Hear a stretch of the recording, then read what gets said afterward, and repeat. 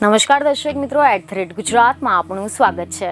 રાજકોટના TRP game ઝોનમાં લાગેલી આગની દુર્ઘટનાથી રાજ્યભરમાં અરેરાટી વ્યાપી ગઈ છે।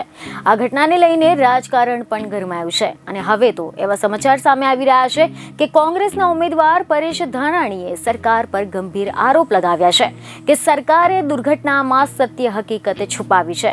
જવાબદાર અધિકારીઓ સામે એફઆઈઆર દાખલ કરવામાં જ આવી નથી। માત્ર નાની માછલીઓ નહીં પરંતુ મગરમચ્છોને પણ સામે ફરિયાદ થાય તેવી પરેશ ધાનાણીએ માંગ કરી છે।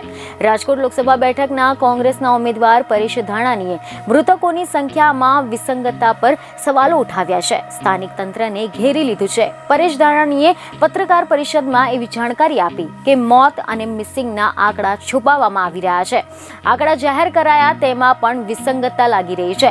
કેટલાક પીએમ કરાયા તે આંકડા પણ પ્રસિદ્ધ કર્યા નથી। 2 દિવસમાં ઘટના સ્થળેથી અનેક માનવ અવશેષો મળી આવ્યા છે, એટલે કે સરકાર ખોટું બોલી રહી છે। તંત્ર મોતના તેમજ મિસિંગ વ્યક્તિઓના આંકડા છુપાવી રહી છે। કેમ સિવિલ સુપ્રિન્ટેન્ડન્ટ આંકડા જાહેર કરતા નથી તે એક મોટો સવાલ થયો છે। આગ કાંડ બન્યો ત્યારે અંદર 3000 ડિગ્રી તાપમાન હોવાનું એસઆઈટીએ પણ સ્વીકાર કર્યું છે અને આટલા ઊંચા તાપમાનના કારણે નાના ભૂલકાઓના શરીર તેમજ અવશેષો પણ ખાક થઈ ગયા હશે। ઘણા બધા પરિવારજનોને પોતાના સ્વજનોના અસ્થિઓ પણ નહીં મળે। શું સરકાર અસ્થિઓના વિસર્જન માટે પણ મોકો નહીં આપે? ગેમ ઝોન આસપાસના સીસીટીવી પણ પોલીસે કબજે લેવા જોઈએ। બિનવારસુ પડેલા વાહનો અંગે પણ તપાસ કરવી જોઈએ। 99 રૂપિયાની સ્કીમ હોવાના કારણે મધ્યમ તેમજ ગરીબ વર્ગના લોકો મોટી સંખ્યામાં આ ગેમ ઝોનમાં આવ્યા હતા અને ગેમ ઝોનના કર્મચારીઓ પણ ત્યાં હાજર હતા, તો કેટલા ઉપસ્થિત હતા તેની પણ માહિતી જાહેર કરવી જોઈએ। બિનઅધિકૃત ગેમ ઝોનમાંથી પુરાવાનો નાશ કરવા મચડો ખસેડી દેવામાં આવ્યો છે।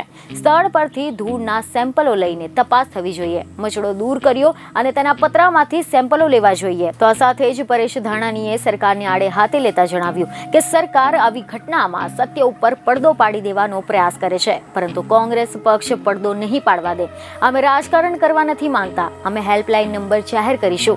જે લાપતા લોકો છે તેમના માટે કોંગ્રેસે હેલ્પલાઇન ફોર મિશન લાઇન જાહેર કરી છે। આના માટે મોબાઈલ નંબર 99799900 જાહેર કરાયો છે અને આ નંબર શહેર કોંગ્રેસ પ્રમુખ અતુલ રાજાણીનો છે। બીજને ખબરો સાથે ફરી મળીશું। ધન્યવાદ।